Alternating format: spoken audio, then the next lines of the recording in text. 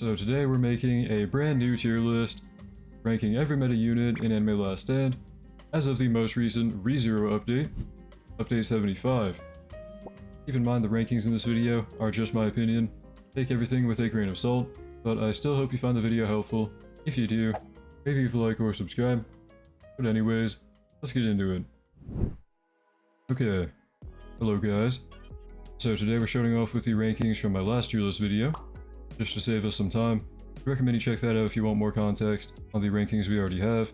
But otherwise, I want to make quite a few changes to the rankings we have here. Kind of move stuff around to, one, kind of account for any changes in the meta or mistakes I made when I first ranked them, and also clear out room for the new ReZero units we have, because all of them are pretty meta, and they're going to take up a lot of the rankings now. As always, please take every ranking in this video with a huge grain of salt, and don't go too hard on me in the comments. I haven't done too much testing with the new units yet. These are like my update first impressions of what I have tested so far. I plan to make more videos in detail for every unit, hopefully. But I want to get into the changes now to the rankings we already have. I'm going to start off by clearing out some room in meta overall and moving some units down. Please don't get too mad at what I'm about to do. Dante is going down to the good tier and right about here. I think this guy is like not that good. I mean, he is if you wait for him to ramp up fully. He's also very expensive and takes a lot of time to get going. I think this guy's just not worth bringing in most content, and he's not bad, but he's good, not meta. Jotaro, I'm going to move him actually up even higher. I think I underestimated this guy, very good for everything, even Infamous because he has like a one-shot nuke and very good time stops. Very good. And then we're going to move down Skull Knight from meta overall to support. I feel like he's still a pretty good buffer with his ability especially, like a pretty good damage buff from that. But he's not too crazy for personal damage anymore. I think he's probably going right about here in support. I'm also going to move down Cloud to good, just kind of moving him down to the bottom tier here, clearing out room. Same thing for Sephiroth. They're still good, but I think that we need to clear out room for the ReZero units because they're even better. And then I'm actually going to move Pride down.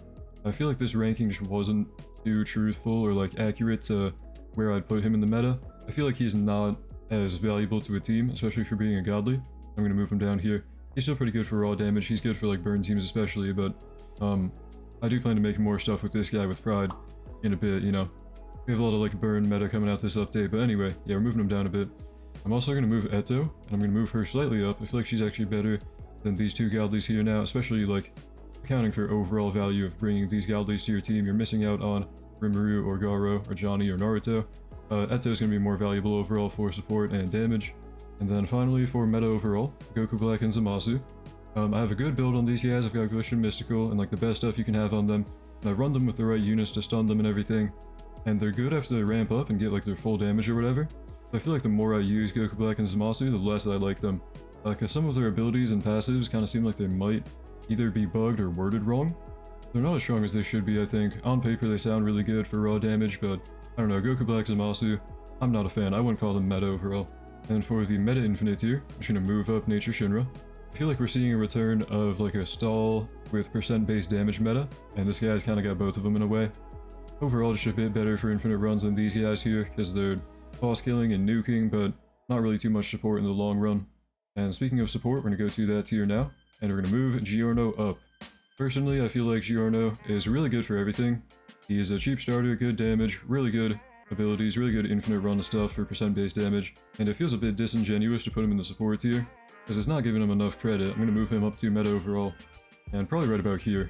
Maybe even arguably above Pride, in a lot of cases. And I'm also going to move Shadow out of support. I don't really know what tier to put this guy in, because I don't think he fits into meta overall anymore. And at first I thought like mostly if you're using him for the permanent despair passive, which still for the most part is true in progressive. But also, it feels wrong to put him in here because he is still good for infinite, I think. He's still very expensive to max out, so infinite meta. But I mean, his nukes are very strong once you actually max him out, so I think he's good for infinite runs still, kind of. And then finally, all the way down here, we're going to move up Nagato, or Pain. I feel like he's not quite bad enough to be kicked off the list entirely yet, which is kind of where he's at. He's like the bottom of good tier. Next on the chopping block, we're going to move him up to support right above Buff Kurumi. Pretty good for slowing down enemies and rewinding them, and also pretty good summons on top of that. Otherwise, I think that's all for now for the changes. Now we can actually get into the new units we got from Update 75. Okay, first up we have the main character himself, Subaru. And I feel like he's a good unit to mention that most of the units we got this update are pretty complicated. in a good way in my opinion. I really like the unit designs this time. But it's very possible with Subaru, Echidna, Reinhardt, Regulus, maybe even Rem and Ram. There's probably something I'm missing with them. Not exactly missing, but like, if you learn how to use them better, you could probably rank them even higher than where I'm going to put them. And specifically with Subaru, he's got like 4 different meters above him that kind of ramp up from him being stunned or damage debuffed, or I think by slowing down enemies, or maybe by slowing down himself with SPA debuff. I don't know. I haven't like fully optimized a run with this guy is what I'm trying to say. But he's got quite a bit of late wave potential. He's got a lot of enemy walkback and time stopping, and a little bit of percent base damage. I would probably put him in meta overall and right about here, pretty high in it. If you know how to use him, he could be maybe slightly higher. If you don't know how to use him, maybe slightly lower. But he's overall a really solid unit and a really fun one. Next up we have Rem and Ram, and these ones take a little bit to ramp up and are also kind of complicated in how they work as a duo unit. So you place down Rem, and you have an ability that spawns in Ram, and then you get like 2 different units down next to each other. Overall they've got a lot going for them, lots of debuffs from their passives and abilities, and like a super strong damage mode from their ability as well with Ram. Really solid unit for everything, but I would put them above Heinz here in meta overall, very very good. And the next unit we have might be my favorite one from the update for obvious reasons. Felix is going into the support tier, really high in it. He's a very good buffer, and I do want to mention as well, he could arguably be meta early, and like right here, if you wanted to rank him here. And I guess arguably like meta overall, he's good for everything. But probably the most fitting spot for him is going to be in the support tier, really high in it, because he has a very solid buff ability on placement, and also some really good enemy walkback and debuffing. He's a very good unit buffer and enemy debuffer. Next up we've got Regulus, and this guy, really interesting design, I like him a lot actually. Very good, going into meta overall, and bare minimum like right here, but could arguably be even higher depending on if you know how to use him. If we look at like his base kit before even getting into his complicated passives, he's a perfect seal unit. He's also got pretty good damage for being perfect seal, and he has access to fear and despair on placement, so overall already pretty good for everything. And he's got 2 main gimmicks in my opinion. So if there are other units around him, he's going to debuff their damage by 20%, but also buff their SPA to be 40% faster, which on a lot of units can be a buff, so he's kind of a buffer in a way. And the main gimmick, my favorite passive with this guy, he's also got pretty strong uptime on a time stop passive. I think it was like a 25-second maximum every 60, which is pretty good. And what is in my opinion his main gimmick is going to be built around time stopping. He's pretty much going to gain various different effects and buffs to himself, which are fairly strong, and they're going to depend on the element of the enemy that he's time stopping. And if that didn't immediately click for you, you can use Rimuru to kind of force an enemy to be a certain element, and buff this guy up to be really strong. I think Regulus is pretty underrated.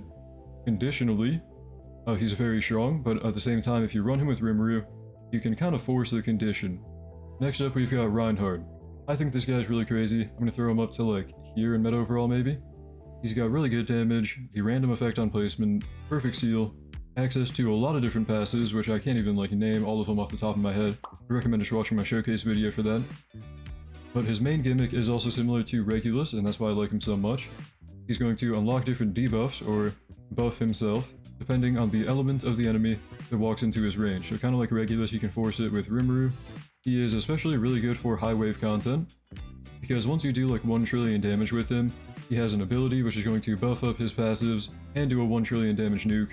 Overall, he's really good for everything, maybe even like here if you're not running Jotaro with Dio, but he's really really good. He has a lot going on. And finally we talk about Echidna. Now this is the most complicated unit by far. If you don't know exactly what she does, I'd recommend just watching my showcase video. But pretty much she's going to be full AoE, and she doesn't have a damage stat. She's going to have ways of gaining damage from her passives and do like damage over time through her passives and abilities. She's pretty much a full AoE, map-wide buffer and debuffer, with also some pretty good personal damage and nuking abilities. It depends on what team you run with her. She's got various different buffs for whatever element you put in her range, but overall, I mean, she's going pretty high in the support tier if you know how to use her.